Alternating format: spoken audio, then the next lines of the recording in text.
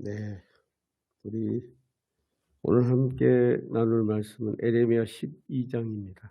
에레미야 12장 1절에서 17절까지 함께 읽겠습니다. 에레미야 12장 1절에서 17장 7절까지 한 목소리로 합독하겠습니다. 시작. 여호와여, 내가 주와 변론할 때에는 주께서 의로우시니이다. 그러나 내가 주께 질문하옵나니 악한 자의 길이 형통하며 반역한 자가 다 평안함은 무슨 까닭이니이까. 주께서 그들을 심으심으로 그들이 뿌리가 박히고 장성하여 열매를 맺었거늘 그들의 입은 주께 가까우나 그들의 마음은 머니이다. 여호와여, 주께서 나를 아시고 나를 보시며 내 마음이 주를 향하여 어떠함을 감찰하시오니 양을 잡으려고 끌어냄과 같이 그들을 끌어내시되 죽일 날을 위하여 그들을 구별하옵소서. 언제까지 이 땅에 슬퍼하며 온 지방의 채소가 마르리이까. 짐승과 새들도 멸절하게 되었사오니 이는 이 땅 주민이 악하여 스스로 말하기를 그가 우리의 나중 일을 보지 못하리라 함이니이다. 만일 내가 보행자와 함께 달려도 피곤하면 어찌 능히 말과 경주하겠느냐. 내가 평안한 땅에서는 무사하려니와 요단강 물이 넘칠 때에는 어찌하겠느냐. 내 형제와 아버지의 집이라도 너를 속이며 내 뒤에서 크게 외치나니 그들이 내게 좋은 말을 할지라도 너는 믿지 말지니라. 내가 내 집을 버리며 내 소유를 내 마음을 사랑하는 것을 그 원수에 넘겼나니 내 소유가 숲속의 사자같이 되어서 나를 향하여 그 소리를 내므로 내가 그를 미워했음이로다. 내 수가 내게 대하여는 무디 있는 내가 아니냐. 매들이 그것을 에워싸지 아니하느냐. 너희는 가서 들짐승들을 모아다가 그것을 삼키게 하라. 많은 목자가 내 포도원을 헐며 내 몫을 짓밟아서 내가 기뻐하는 땅을 황무지로 만들었도다. 그들이 이를 황폐하게 하였으므로 그 황무지가 나를 향하여 슬퍼하는도다. 온 땅이 황폐함은 이를 마음에 두는 자가 없음이로다. 파괴하는 자들이 광야의 모든 벗은 산 위에 이르렀고 여호와의 칼이 땅 이 끝에서 저 끝까지 삼키니 모든 육체가 평안하지 못하도다. 무리가 밀을 심어도 가시를 거두며 수고하여도 소득이 없은즉 그 소산으로 말미암아 스스로 수치를 당하리니 이는 여호와의 분노로 말미암음이니라. 내가 내 백성 이스라엘에게 기업으로 준 소유에 손을 대는 나의 모든 악한 이웃에 대하여 여호와께서 이와 같이 말씀하시니라. 보라, 내가 그들을 이 땅에서 뽑아버리겠고 유다 집을 그들 가운데서 뽑아내리라. 내가 그들을 뽑아낸 후에 내가 돌이켜 그들을 불쌍히 여겨서 각 사람을 그들의 기업대로 각 사람을 그 땅으로 다시 인도하리니 그들이 내 백성의 도를 부지런히 배우며 살아있는 여호와라는 내 이름으로 맹세하기를 자기들이 내 백성을 가리켜 바알로 맹세하게 한 것 같이 하면 그들이 내 백성 가운데 세움을 입으려니와 그들이 순종하지 아니하면 내가 반드시 그 나라를 뽑아 멸하리라. 여호와의 말씀이니라. 아멘. 기도하겠습니다. 하나님 감사합니다. 오늘도 용렬한 자 말씀 들고 섰사오니 주님께서 친히 말씀하여 주시고 우리의 마음 문 열어주사 이 말씀이 능력의 말씀으로 우리 마음에 임하게 도와주시옵소서. 하나님의 놀라운 은혜가 오늘도 우리와 함께하여 주심을 믿습니다. 아버지 감사합니다. 감사합니다. 예수 그리스도 이름으로 기도합니다. 아멘. 네, 오늘 우리가 읽은 본문 에레미야 12장입니다. 에레미야서는 끊임없이 하나님의 명령을 받고 에레미야가 이제 이스라엘 백성들에게 끊임없이 명령을 합니다. 하나님께 순복하고 하나님의 징벌하심을 받아들여라. 이런 내용으로 끊임없이 말하죠.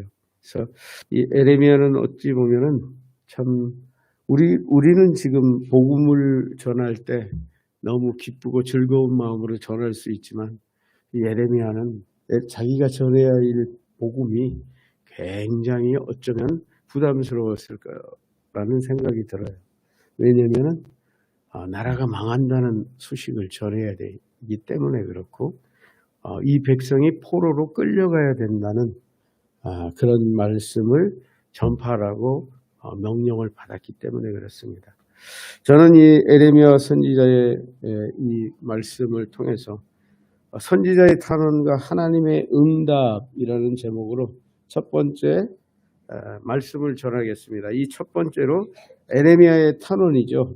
우리 1절에서 4절을 같이 읽어볼까요? 에레미야 12장 1절에서 4절 같이 한번 읽겠습니다. 시작.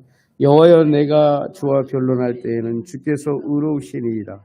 그러나 내가 주께 질문하옵나니 악한 자의 길이 형통하며 반역한 자가 다 평안함은 무슨 까닭이니까? 주께서 그들을 심으심으로 그들이 뿌리가 박히고 장성하여 열매를 맺었거늘 그들의 입은 주께 가까우나 그들의 마음은 머니이다. 여호와여, 주께서 나를 아시고 나를 보시며 내 마음의 주를 향하여 어떠함을 감찰하시오며 양을 잡으려고 끌어냄과 같이 그들을 끌어내되 죽일 날을 위하여 그들을 구별하옵소서. 언제까지 이 땅이 슬퍼하오며 온 지방의 채소가 마르리이까? 짐승과도 되었사오니 이는 이 땅 주민이 악하여 스스로 말하기를 그가 우리의 나중 일을 보지 못하리라 함이니이다. 1절에서 이 4절의 내용은 세상의 악한 세상에 대한 에레미야의 탄원이죠. 1절을 쉬운 말로 풀어보면 이런 말입니다. 여호와여, 여호와 하나님이여, 제가 아무리 시비를 걸어도 그때마다 옳은 것은 하나님이셨습니다. 하나님이셨기 때문에 이제 법에 대한 문제를 하나 여쭙겠습니다. 어찌하여 나쁜 자들이 만사에 성공합니까? 사기밖에 칠 줄 모르는 자들이 잘 되기만 합니까? 이런 내용이죠. 그래서 많이 들어본 얘기죠. 선지자들이 많이 하나님께 이런 탄원을 하죠.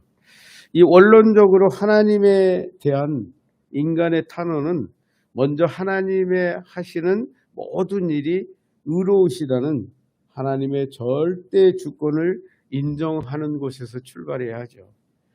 그러나 만일 하나님이 하신 일을 인간의 이성으로 따진다면 자칫 불신앙의 죄를 범하게 되기 때문에 그렇습니다.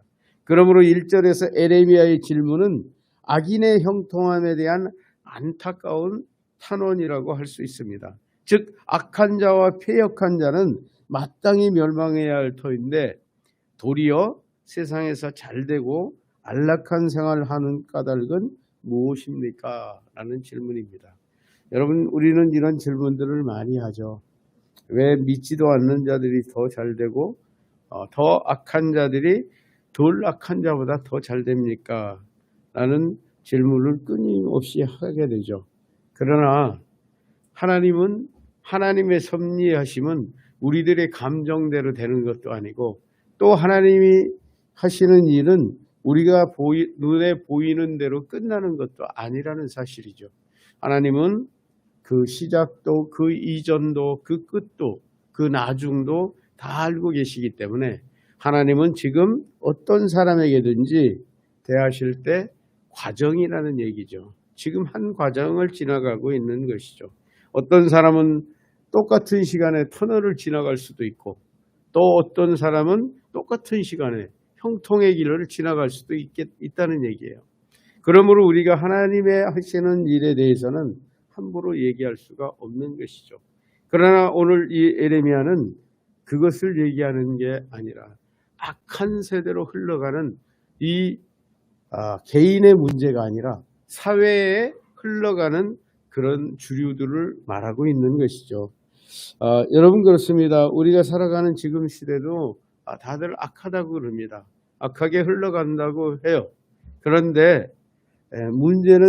문제가 정말 심각한 것은 이 악하게 흘러가는 세대들을 사람들이 느끼지 못한다는 거죠. 그래서 지금 느끼지 못하고 흘러가는 이 세대를 지금 에레미야는 탄원하고 있는 것이죠. 2절도 쉽게 풀어보면 주께서 다 그들을 심으셨기 때문에 그들이 뿌리를 내리고 쑥쑥 자라서 장성해서 열매를 맺는 것 아닙니까? 그러나 그들의 입술은 주님께 가까이 있지만 그들의 마음은 주님에게서 멀리 떠나 있습니다. 이런 말이에요. 주님께서 그들을 붙들고 계시기 때문에 그들이 뿌리를 내리고 잘 되는 거 아니겠습니까? 이런 내용이죠. 그리고 그러나 그들은 말은 잘하지만 그들의 마음은 하나님과 멀리 떨어져 있음을 잘 아십니까? 이런 내용이죠.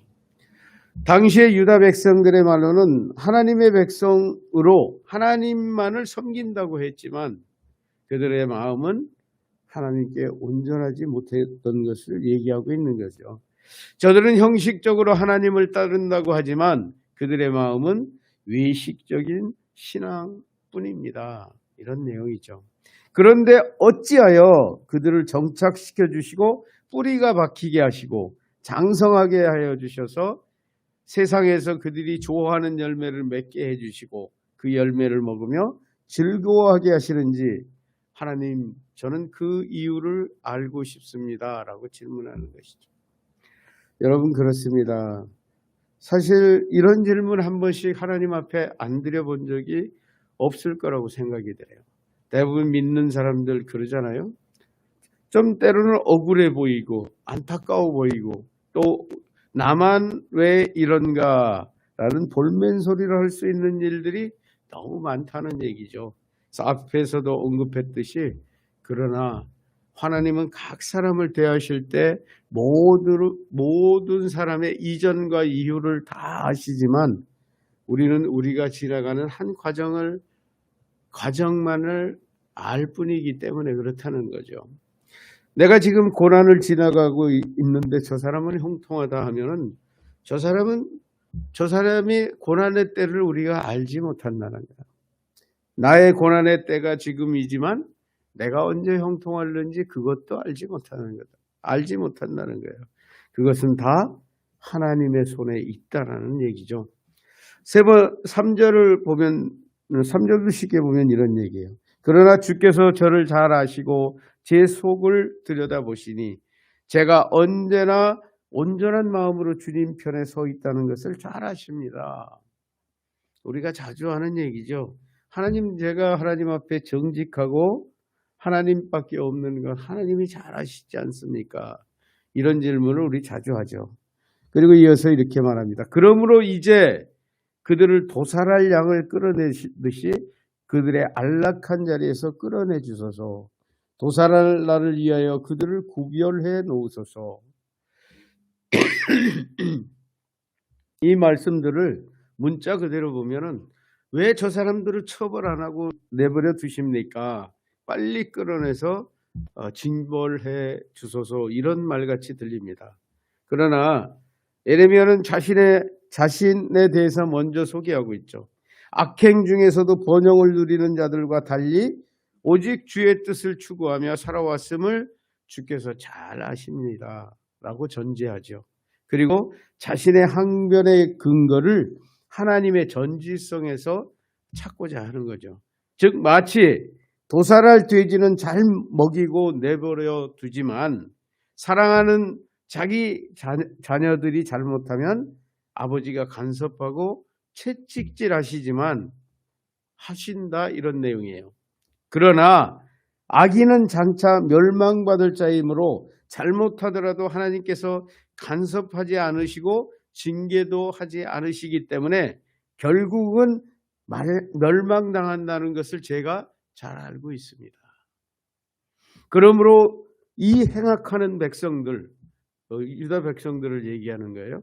이 백성들을 도살당할 양을 끌어내듯이 끌어내서 징계해 주실 것을 지금 탄원하고 있는 거예요. 무슨 얘기예요? 남의 자식 버린 자식처럼 버려두지 마시고 하나님 이 백성들을 고쳐주십시오 하는 말이에요. 결국 그런 뜻이에요. 그래서 결국은 무슨 얘기입니까? 하나님이 외면하는 백성이 되지 않게 해주십시오 라는 말씀이라고 볼 수 있는 거죠. 이어서 4절은 주여 언제까지 이 땅이 더 슬퍼해야 하며 들판의 모든 풀들이 말라 죽어야 합니까?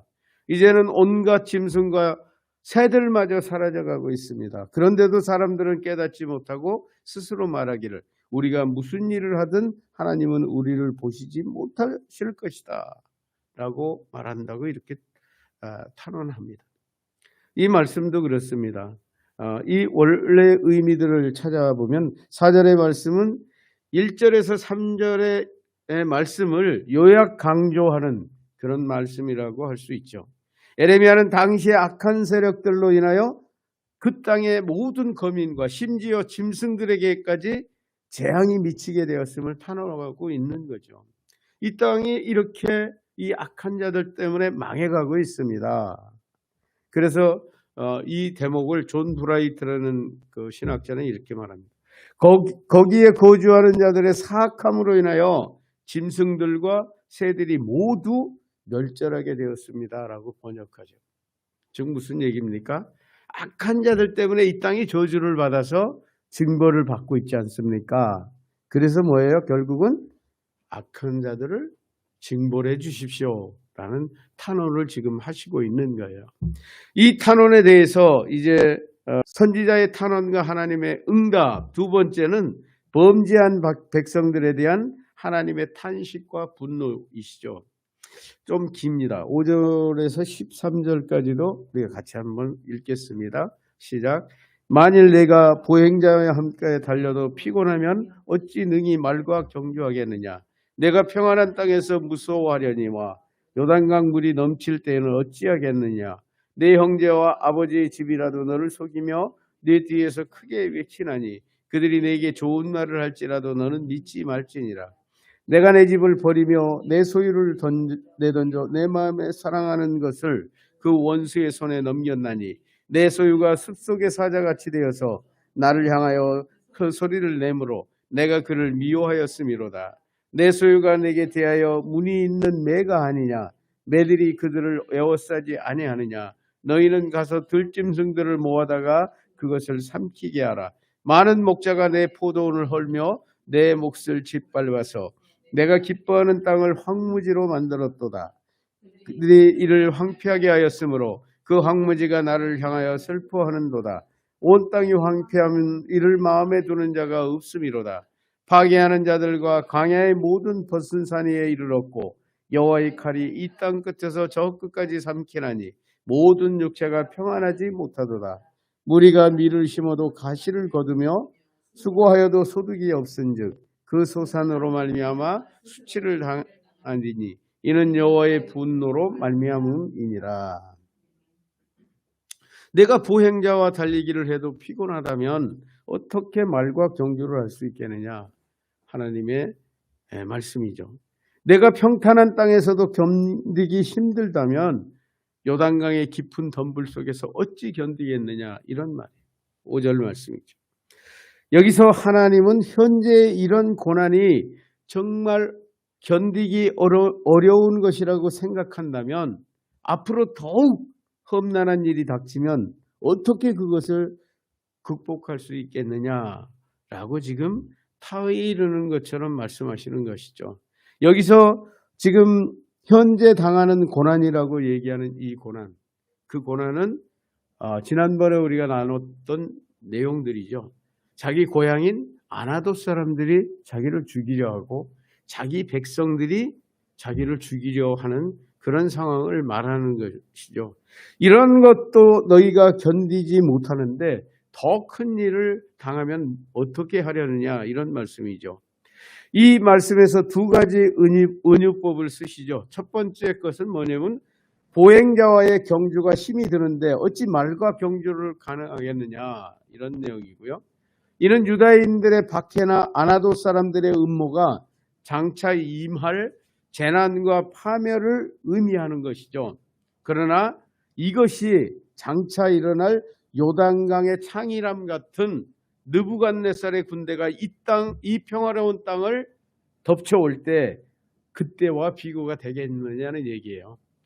무슨 얘기냐면은 지금 너희 민족하고 내 고향 아나돗 사람에게 당하는 고난이 이제 앞으로 바벨론이 쳐들어와서 너희들이 당할 고난하고 비교가 되겠느냐 이런 말씀이에요. 바로 너희가 당할 지금의 일은 작은 것이라는 얘기예요. 더 큰 일을 당하면 어떡하겠느냐라고 지금 하나님이 말씀하시는 거죠. 그래서 6절은 이제 앞으로 닥쳐올 무시무시한 핍박에 비하면 고향 사람들의 박해 정도는 아무것도 아닐 것이다. 그때는 내 형제와 내 가족들조차 너를 속이고 배반하며 너를 죽이고자 아우성을 치더라도 너는 낙심하지 말고 용기를 내고 그들이 내게 좋은 말을 하더라도 너는 그들을 믿지 말아야 한다. 여러분, 환난이 당하면 사람을 믿을 수가 없다는 거예요. 여러분, 정말 믿을 수 없는 게 사람이에요. 오늘 너무 좋은 것 같은데 돌아서면 원수라는 거예요. 잘못되면 원수라는 거예요. 요즘 제 아내가 드라마를 자주 보는데 보시죠. 뭐 우리 고려시대나 이런 시대에 보면은 어떻게 됩니까? 한편이었던 사람이 어느 날 돌아서면 원수라는 거예요. 생명을 같이 했던 동료가 자기 생명을 노리는 원수가 될 수 있다라는 거예요. 그렇습니다. 이 6절은 앞절 말씀에 대한 하나님의 신뢰죠. 전쟁 시에 집안 사람들에게 마저 핍박을 당하고 가족이라도 믿을 수 없는 고통스럽고 다급한 상황을 얘기하고 있는 거죠. 이것에 대해서는 예수님께서도 말씀하셨죠. 마태복음 10장 21절에 보면 장차 형제가 형제를 아버지가 자식을 죽는 데에 내주며 자식이 부모를 대적하며 죽게 하리라 라고 하신 말씀이죠. 여러분, 사람은 신뢰의 대상이 아니라는 거예요. 어디까지? 내 가족까지도 아니에요. 여러분, 욕심에 부딪혀 있으면 가족이 아닌 것이죠. 여러분, 수많은 우리는 역사 속에서 왕조 시대에 또 수많은 사람들을 보죠. 자기 아들이라도 자녀라도 자기 권세 때문에는 왕이 자기의 후손들을 살해하는 그런 일도 비일비재하다는 거예요. 그래서 이러한 때에 가족들도 믿지 말지니라 라고 말하는 거예요. 여기서 말씀하시는 이 말씀은 내가 믿을 만한 것이 있겠느냐라는 질문이겠죠. 이어서 7절은 이는 내가 내 집을 버렸고 내 마음이 사랑하던 내가 택한 백성을 포기하여 원수들의 손아귀에 넘겨주었다. 이런 내용이죠. 7절은.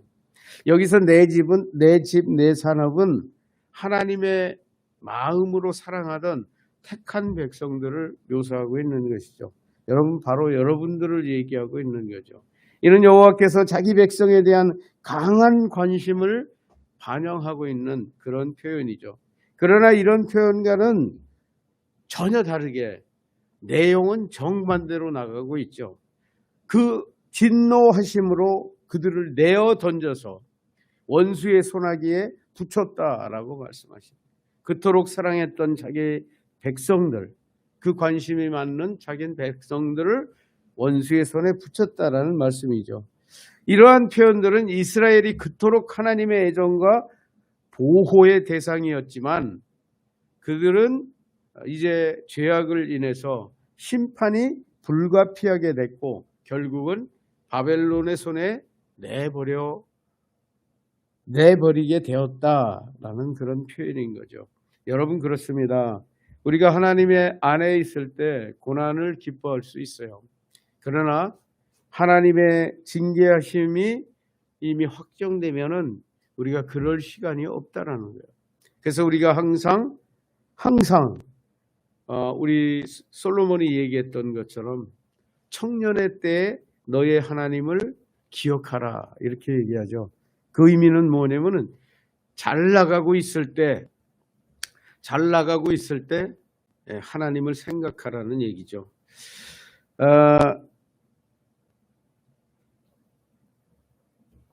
8절을 보겠습니다. 이 8절도 그런 말씀이에요. 그들을 내 소유로 삼았더니 그들이 숲속의 사자처럼 으르렁거리며 나에게 달려들었다. 그러므로 나는 그것들을 다 나의 원수로 미워하기 때문이다. 이렇게 얘기했습니다. 나를 향하여 그 소리를 바란다는 것은 유다 백성들이 뻔뻔하게 하나님께 반항하는 그런 태도를 묘사한 말이죠.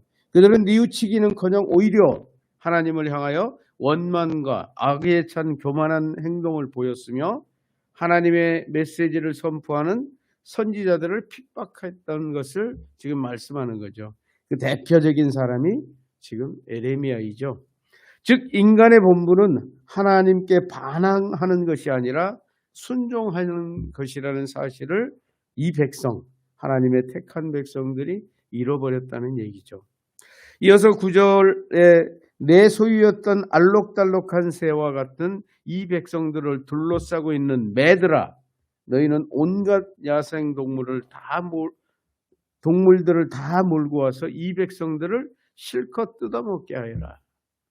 여기서 무늬 있는 매가 아니냐에서 무늬 있는의 의미는 다채로운 변색된 그런 의미로 번역하고 있죠. 결국 무늬 있는 매란 포악하여 길들이기 힘든 완고함을 의미하는 것으로 우상과 하나님을 동일시하는 이 이스라엘 종교적 혼합주의, 또 가증스러운 그들의 변질되는 그런 모습을 암시하는 그런 말씀이죠. 여러분 그렇습니다. 우리는 종교인으로서 믿음이 정말 좋은 것 같지만 변절하기 참 쉽다는 것이죠. 그래서 우리는 믿음이 지금 좋은 이때에도 항상 하나님을 우선하는 이 삶을 습관하지 않으면 우리는 언젠가는 넘어지게 된다는 거죠. 그래서 지금 이 시대에 우리에게 가장 필요한 신앙의 영역은 하나님과 동행하는 삶입니다. 지금 동행하지 않으면 언제 이 사람의 감정은 또다시 하나님을 떠날지 알 수가 없기 때문에 그렇습니다. 10절 11절도 보면 수많은 목자들이 몰려와서 내 포도원을 망쳐놓고 내 밭을 마구 짓밟아 버렸다. 그들은 내가 기뻐하는 이 땅을 황량한 황무지로 만들었다. 11절은 그들은 내가 사랑하는 이 땅을 황무지로 만들었으니 이 땅이 나를 향해 통곡한다. 이처럼 온 땅이 삭막한 황무지로 변화했는데도 걱정하는 사람이 아무도 없구나. 이 10절 11절은 반복 강조하는 말씀이죠. 이제 유다 백성은 주변 열국들에 의해서 약탈과 유린의 대상이 되고 말았다는 것이죠. 결국 대적들의 침입으로 유다 땅 전체가 초토화되리라는 예언이죠. 그리고 약탈과 유린의 땅이 되어버릴 것인데, 그렇게 될 것인데 유다에 사는 사람 중에 유다를 위해서 걱정하는 사람이 아무도 없구나, 이런 탄식의 말씀이죠. 그렇습니다. 여러분 그래요. 멸망으로 가는 길은 이렇다는 거예요. 세상에 다 가끔 우리가 그렇게 얘기하잖아요. 대한민국에서 우리 대한민국 교회에서 뭐라고 얘기합니까? 권징이 사라졌다는 거예요. 권징은 뭐예요? 교회에서 성도를 바로잡는 제도가 없어졌다는 거예요. 제도가 없어졌어요. 징계하는 게 없어졌어요. 옛날엔 권징이 교회 3대 표제 중에 하나였거든요. 근데 없어요. 이것은 무엇을 얘기하냐? 지금 시대들이 브레이크 없이 이 기복적인 신앙으로 달려가고 있다는 거예요. 사람이 좋으면 좋은 거예요. 성도들이 좋으면 좋은 거예요. 그래서 하나님의 말씀을 따라서 세상을 살아가는 것이 아니라 성도들의 기분을 따라서 세상이 돌아가고 있는 것처럼 보여요. 그래서 어떻게 됐습니까? 결론은 세상으로부터 손가락질을 당하고 있다. 세상이 교회를 손가락질한다는 것은 우리가 우리의 그 원인을 우리에게서 찾아야 되는 거예요. 저 사람들이 갑자기 원래서부터 교회를 다 비판하는 사람들이다? 물론 그럴 수도 있어요. 그러나 모든 사람들이 교회를 비난할 때는 우리는 우리의 잘못된 행동들을 찾아볼 수 있어야 된다는 거예요. 근데 아무데도 찾아봐도 교회가 변화해야 된다고 얘기하는 사람들을 보기 힘들다는 거예요. 이게 지금 이 말씀의 핵심이에요. 또 12, 13절도 그런 얘기죠. 보라, 이 땅을 파괴할 자들이 이 유다 광야의 산 위에 이미 도착했고 주의 칼이 유다 땅의 이쪽 끝에서 저쪽 끝까지 다 휩쓸어 버리리니 목숨이 안전할 사람은 한 사람도 없을 것이다. 13절도 그때 이 백성이 밀을 심어도 가시만 거두겠고 땀 흘려 수고해도 아무 소출을 거두지 못할 것이다. 이 백성은 그 소출을 보고 수치를 당할 것이나 이는 다 여호와의 맹렬한 분노로 인해 추수할 것이 아무것도 없을 것이기 때문이다. 이런 말씀이죠. 즉 12절은 결국 하나님이 노하여 유다 백성들을 심판하시고 원수를 불러다가 유다 땅의 모든 것을 쳐서 혈기 있는 자는 한 사람도 안전할 사람이 없게 하신다는 얘기죠. 13절은 하나님의 백성이 하나님과 그 말씀을 떠나 믿음으로 살지 않으면 밀을 심어도 가시를 거두고 수고해도 소득이 없게 되며 그 빈약한 소산으로 인하여서 스스로 부끄러움을 당하게 된다는 것이죠. 즉 하나님의 말씀대로 살지 않으면서 어떤 성취를 거두려고 생각하지 말라는 얘기죠. 그래서 아무리 그렇게 수고해도 빈손일 것이라고 말씀하시는 내용이죠. 학개서 1장 6절을 보면 이렇게 얘기합니다. 너희가 많이 부릴지라도 수입이 적으며 먹을지라도 배부르지 못하며 마실지라도 흡족하지 못하며 입어도 따뜻하지 못하며 일꾼이 싹쓸 받아도 그것을 구멍 뚫어진 전대에 넣음이 되느니라. 아무리 수고해도 결국 거두는 것이 없다. 이런 말씀이죠. 결국 13절은 이번 단락 5절에서 12절에서 계속해서 언급된 파멸 상황에 대한 결론부죠. 제약된 백성들은 결국 그들의 기대와 노력과는 정반대의 불운을 초래할 수밖에 없음. 이렇게 말씀하시는 거죠. 실제로 유다는 애굽을 의지했다가 정말 낭패를 당했죠. 애굽 군대가 유다를 도우러 오지도 못했어요. 결국 바벨론에 의해서 처참하게 멸망당하고 포로로 끌려가게 된 그런 일들을 지금 암시하고 있는 내용이죠. 그렇습니다. 선지자의 탄원과 하나님의 응답, 마지막 세 번째입니다. 징벌하시되 회개하면 회복해 주시는 하나님이시죠. 우리 14절 17절도 같이 읽겠습니다. 시작. 내가 내 백성 이스라엘에게 기업으로 준 소유의 손대는 나의 모든 악한 이웃에 대하여 여호와께서 이와 같이 말씀하시니라. 보라, 내가 그들을 그 땅에서 뽑아버리겠고 유다 집을 그들 가운데서 뽑아내리라. 내가 그들을 뽑아낸 후에 내가 돌이켜 그들을 불쌍히 여겨서 각 사람을 그들의 기업으로 각 사람을 그 땅으로 다시 인도하리니 그들이 내 백성의 도를 부지런히 배우며 살아있는 여호와라 내 이름으로 맹세하기를 자기들이 내 백성을 가리켜 바알로 맹세하게 한 것 같이 하면 그들이 내 백성 가운데서 세움을 입으려 하냐. 그들이 순종하지 아니하면 내가 반드시 그 나라를 뽑아 멸하리라. 여호와의 말씀이니라. 14절은 이런 내용입니다. 여호와께서 또 말씀하시되 내가 내 백성 이스라엘에게 유산으로 준 땅을 짓밟고 파괴한 모든 악한 이웃 나라들에 대하여 말한다. 보라, 내가 그들의 사는 땅에서 다 쫓아내고 그들에게 붙잡혀 가 있는 유다 백성들을 가려내서 이끌어올 것이다. 이런 내용입니다.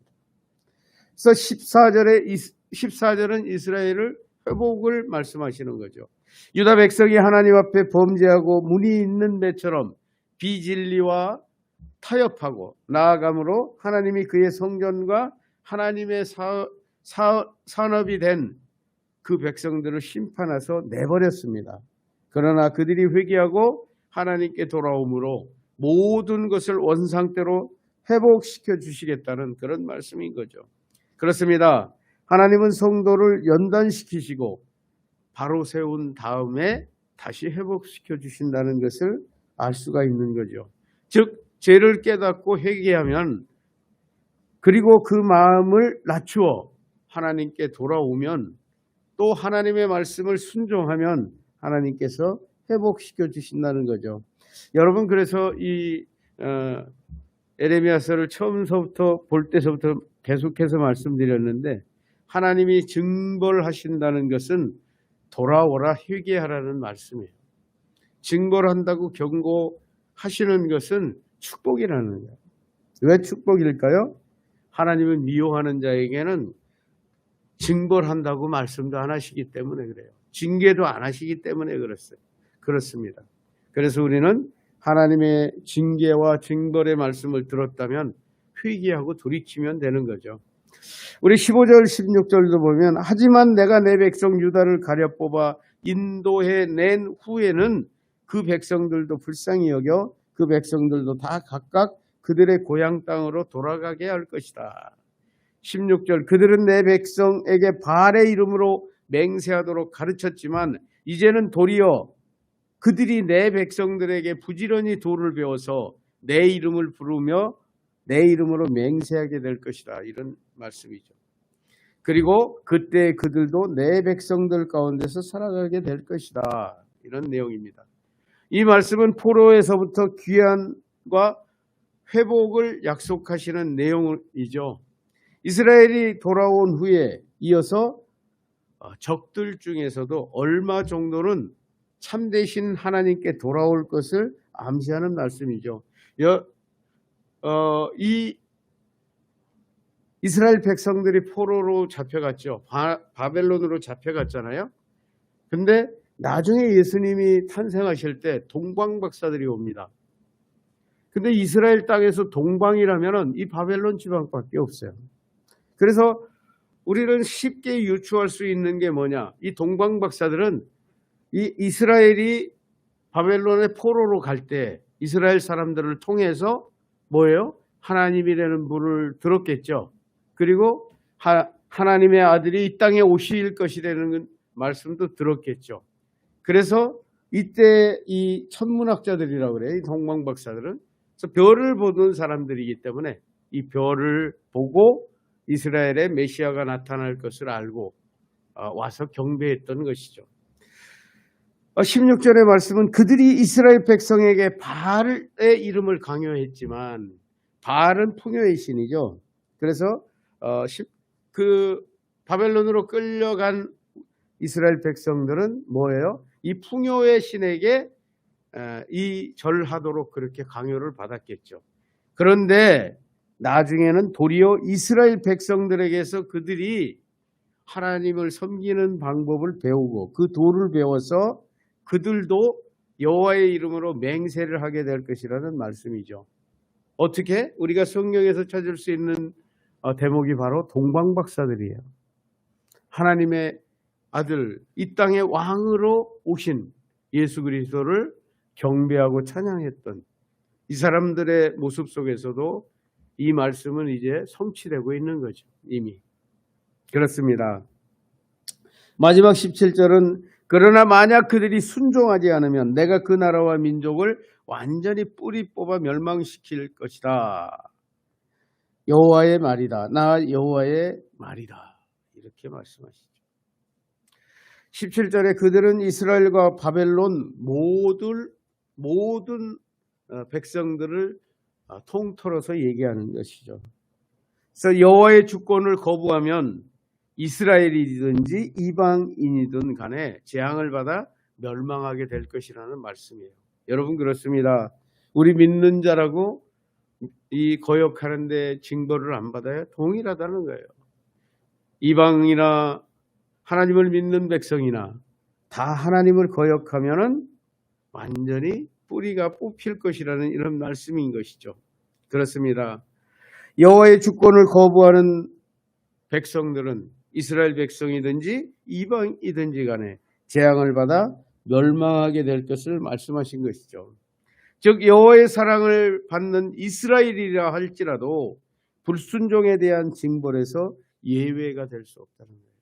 여러분, 불순종은 불신앙이잖아요. 불신앙이고 믿음이 없는 것은 뭐라고 얘기합니까?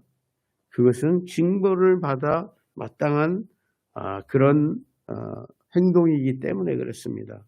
말씀을 정리하겠습니다. 저는 오늘 선지자의 탄원과 하나님의 심판이라는 제목으로 이 예레미야가 12장에서 지금 말씀한 모든 내용들을 그대로 살펴보기만 했습니다. 그렇게 살펴보니까 첫 번째 예레미야가 하나님께 탄원하는 내용이었고요. 두 번째는 범죄한 백성들에 대한 하나님의 탄식과 징벌이었죠. 그리고 마지막 세 번째는 징벌하시되 회개하고 돌이키는 자들은 이스라엘 백성이든지 이방인이든지 회복시켜 주신다. 이런 내용이었죠. 여러분 그렇습니다. 하나님의 이 모든 말씀을 우리는 하나님이 징벌하시고 심판하시겠다는 이 말씀에서 우리가 낙담하거나 아니면 돌아서면은 우리는 다시 기회가 없어요. 근데 하나님의 이 모든 말씀들은 목적이 회개하고 돌아서게 하기 위한 말씀이라는 사실이죠. 그래서 오늘도 그렇게 말씀하시는 거예요. 예레미야가 탄원하니까 나는 이 범죄한 백성들을 반드시 징계할 것이다 라고 말씀하셨지만 마지막에는 회개하는 자들, 그런 자들은 내가 바벨론 안에 있는 이스라엘이라도 꺼내서 돌아오게 할 것이고 또 이 바벨론 백성이라도 회개하고 돌이키고 하나님을 경배하는 자들은 또 그들은 구원할 것이라는 이 하나님의 약속의 말씀이죠. 우리는 하나님의 이 약속의 말씀을 굳게 믿고 어떠한 상황이든지 어떠한 문제 앞에서든지 하나님의 징벌의 말씀을 들을 때 우리는 즉각 돌이켜서 하나님께로 돌아가야 한다라는 사실을 우리에게 귀중한 교훈으로 주시고 있는 말씀이죠. 기도하겠습니다. 하나님 감사합니다. 오늘도 주님의 크신 은혜와 사랑으로 저희를 불러주셔서 감사합니다. 예레미야를 통하여서 정말 완악한 이스라엘 백성 그들도 돌이키면 회개하면 용서해 주시고 또 이방 바벨론일지라도 그들 중에 돌이키는 자가 있으면 다 받아들이고 용서해 주실 것이라는 하나님의 약속의 말씀을 들었습니다. 하나님 우리가 세상 속에서 살아갈 때 어렵고 힘들 때 주님 앞에 부르짖을 때 주께서 들으시고 응답하여 주사 우리를 용서하여 주시고 우리의 회개하는 모든 것들을 고쳐주셔서 올곧고 바르게 하나님을 따르는 하나님의 친 백성들 되게 하여 주시옵소서. 우리 하나님께서 함께해 주실 것을 믿습니다. 감사합니다. 감사합니다. 오늘 주님 앞에 예배자로 나온 하나님의 귀한 권속들에게 하나님의 풍성한 복으로 채워주시고 형통의 길로 열어주시옵소서. 우리 하나님께서 함께해 주실 것을 믿고 감사드리며 사랑 많으신 우리 구주 예수 그리스도 이름으로 감사하며 기도하옵나이다. 아멘.